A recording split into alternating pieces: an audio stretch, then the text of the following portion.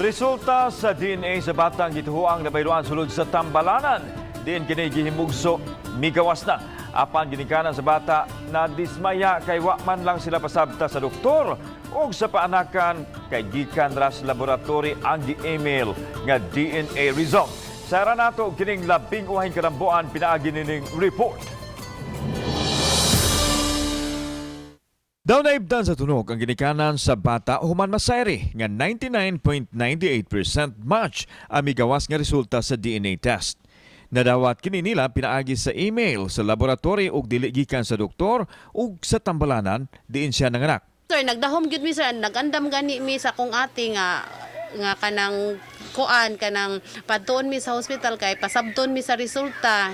Wala man daay sir. So mo to nakakuan na lang mi nga mangita na lang mi og paagi nga mapasabot mi duha sa akong bana kay kami mismo nga kami ginikanan naglibog man mi sa resulta kay wa man mi idea jud. Sumapas inahan nga igo ra nag-text ang doktor nga nangutana sa resulta. Dihang nangayo sila og katinawan wa na mo reply ang taga-hospital. Tinguha sa magtiayon nga mahatagan o katapusan ang isyu pinaagi sa dialogo sa taga-hospital ug magsuri man lang sa trauma nga ilang nasinati. Apan wa na makiglambigit ang Tambalanan kanila.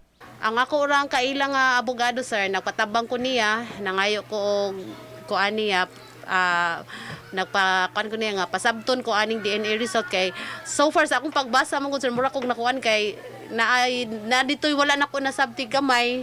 Nasayran nga gipahibaw sila sa ospital nga babae ang ilang anak apan dihang gihatod na kanila ang bata human sa duha ka adlaw, lalaki naman di ay kini. Nagpaabot pa ang ginikanan sa resulta sa investigasyon sa Department of Health Region 7.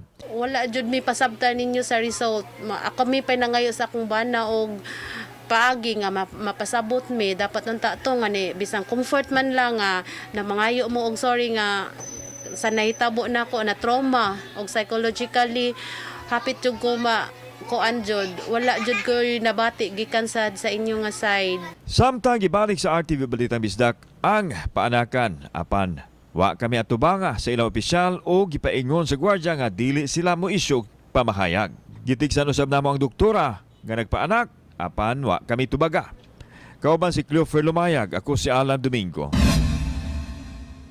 Balitag Bisdak.